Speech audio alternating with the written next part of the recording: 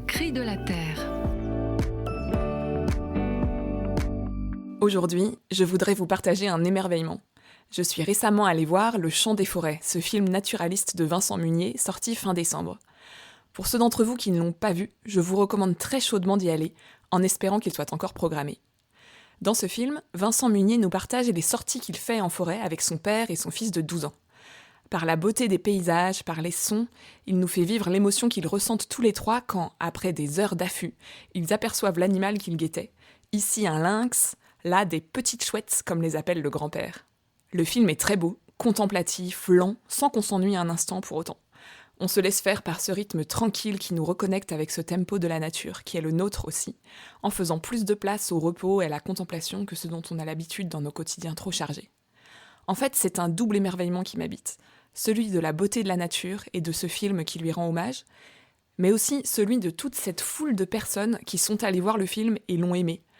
Il a fait plus d'1 million d'entrées, ce qui apparemment est énorme pour un film documentaire.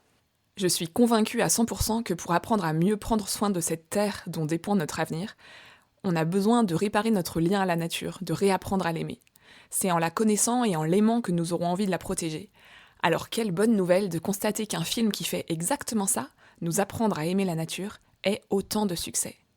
Je trouve ça aussi très beau que le film ait rencontré son public malgré, ou sans doute grâce à, son rythme lent et contemplatif.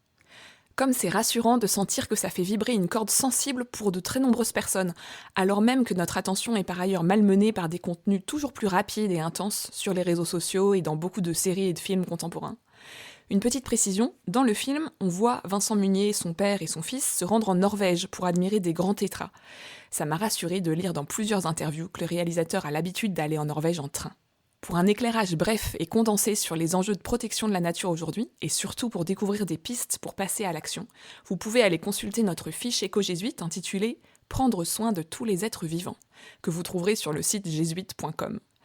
Je vous laisse avec une citation du pape François dans Laudato Si au paragraphe 33.